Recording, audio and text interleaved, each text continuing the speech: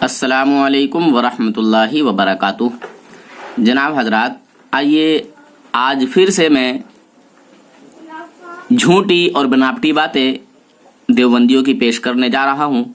نور حسن Rizvi net work کو تمام ہی اہل ایمان، تمام وفادار رسول سبسکرائب ضرور کر لیں تاکہ آپ حضرات کے پاس وہابیوں کی حقیقت پہنچتی رہے اور ان کا اوریجنل چہرہ آپ حضرات دیکھ سکیں۔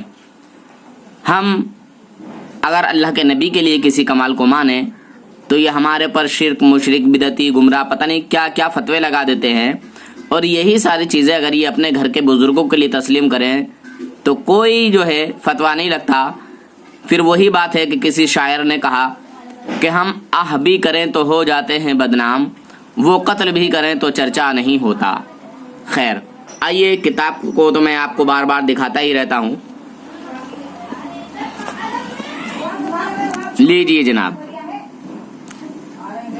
یہ کتاب ہے حکایات اولیاء، اور اس حکایات اولیاء کی جو حکایت ہے وہ 336 ہے۔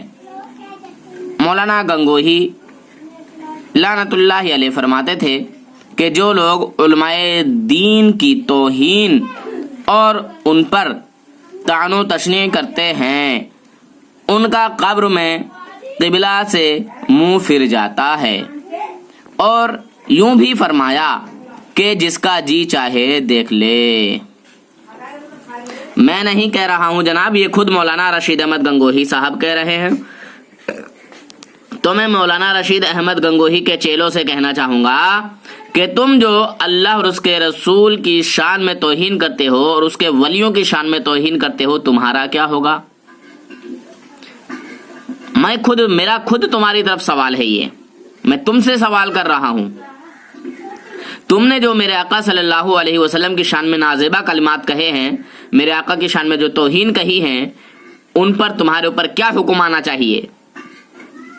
تم کہتے ہو معاذ اللہ کہ حضور صلی اللہ علیہ وسلم کا خیال نماز میں لانا گدھے اور بیل کے خیال سے برا ہے، بدتر ہے، تو یہ میرے نبی کی شان و عظمت کے خلاف بات نہیں کہی تم نے؟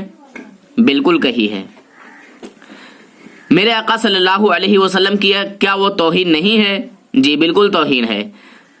تو جو علماء کی توہین کرے اس کا منہ قبلے کی طرف سے پھر جائے گا تو تمہارا کیا ہوگا؟ تم تو سیدھے سیدھے کافر ہو گے۔ جب اللہ کے نبی کی شان میں توہین کرو گے تو تم تو سیدھے سیدھے جلو گے، اور کافر کی جو سزا ہے وہ ہمیشہ ہمیشہ جہنم ہے۔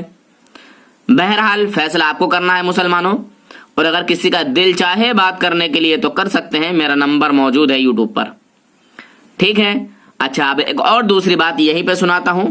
اس کا صفحہ نمبر تھا 324، صفحہ نمبر پہ نہ جائیں کیونکہ یہ لوگ جب کتابت کراتے ہیں تو صفحات بھی بدل دیتے ہیں، ٹھیک ہے؟ اس کتاب میں یہاں ہے اور دوسری کتاب میں کہیں اور ملے گا۔ آپ دیکھنا چاہو گے تو ملے گا ہی نہیں، کہیں گے دیکھو بھائی بریلوی جھوٹ بولتے ہیں، دیکھو یہاں تو ایسا کچھ ہے نہیں۔ تو یہ بڑے چالاک لوگ ہوتے ہیں۔ خیر دیکھیے، ایک اور یہ حکایت سنیے، یہ یہیں سے ہے۔ یہ حکایت نمبر 337۔ مولوی محمد قاسم صاحب کمشد بدست بندوبست ریاست گوالیار ایک مرتبہ پریشانی میں مبتلا ہوئے اور ریاست کی طرف سے 3 لاکھ روپے کا مطالبہ ہوا۔ ان کے بھائی یہ خبر پا کر حضرت مولانا فضل الرحمان صاحب گنج مراد آبادی لعنت اللہ علیہ کی خدمت میں گئے۔ حضرت مولانا نے وطن دریافت فرمایا۔ انہوں نے عرض کیا، دیوبند؟ مولانا نے تعجب کے ساتھ فرمایا کہ گنگوہ حضرت مولانا کی حضرت مولانا کی خدمت قریب تر کیوں نہ گئے؟ یعنی وہیں قریب میں تھے مولانا صاحب، مولانا رشید احمد گنگوہی صاحب، تم یہاں کیوں آ گئے؟ وہ یہ کہہ رہے ہیں، یہ بتانا چاہ رہے ہیں۔ بہرحال آگے کی بات سنیں۔ حضرت مولانا کی خدمت قریب تر کیوں نہ گئے؟ اتنا دراز سفر کیوں اختیار کیا؟ انہوں نے عرض کیا، حضرت یہاں مجھے عقیدت کھینچ لائی ہے، مولانا نے ارشاد فرمایا تم گنگوہی جاؤ، تم گنگوہ جاؤ، یہاں تمہارا کام نہیں بننے والا ہے، کہہ رہے ہیں تم گنگوہی جاؤ، تمہاری مشکل کشائی، دیکھو یہ کہتے ہیں نا کہ اللہ کے علاوہ کوئی مشکل کشا نہیں، تو اب دیکھ لیجئے میرا جو اعتراض ہے وہ اسی لفظ پر ہے، کہتے ہیں کہ تمہاری مشکل کشائی حضرت مولانا رشید احمد گنگوہی کی دعا پر موقوف ہے۔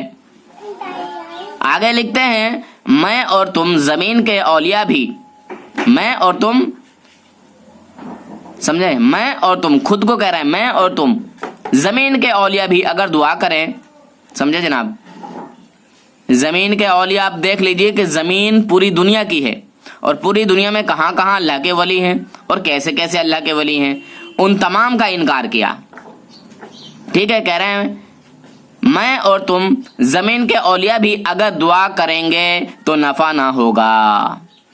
اسے کیسے پتا کہ تمام دنیا کے اولیاء بھی اگر تمہارے لیے دعا کریں تو تمہیں نفع نہیں ہوگا؟ بس اگر نفع ہوگا تو کہاں سے؟ میں یہ بات اپنی طرف سے کہہ رہا ہوں، کہاں سے؟ رشید احمد گنگوہی کی دعا سے۔ بتائیے جناب، کیا یہ پکڑ کی بات نہیں ہے؟ اگر میرا اعتراض غلط ہو تو مجھے جو ہے وہ کال کر کے بتائیں۔ جیسا کہ تمہارا عقیدہ ہے، جیسا کہ تمہارا سڑا ہوا بدبودار والا عقیدہ ہے، کیا اس کے خلاف یہ بات نہیں ہے؟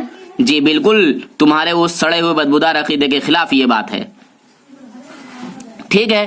تم کہتے ہو کہ اللہ کے علاوہ کوئی مشکل کشا نہیں، اللہ کے علاوہ کوئی کسی کا حاجت روائی جو ہے نہیں کر سکتا، سمجھے؟ تو رشید احمد گنگوہی سے تم اپنی حاجت بھی مانگو، مشکل کشائی بھی تم اسی کو مانو، تمہارا مشکل کشا ہے۔ بہرحال کافی دنوں سے میں اس حوالے کو تلاش کر رہا تھا، پر آج میں کتاب دیکھ رہا تھا، مل گیا، میں نے سوچا لاؤ آپ حضرات کی بارگاہ میں پیش کر دوں۔ خیر یہ دو چیزیں ہیں، ایک تو یہ کہ علماء کی شان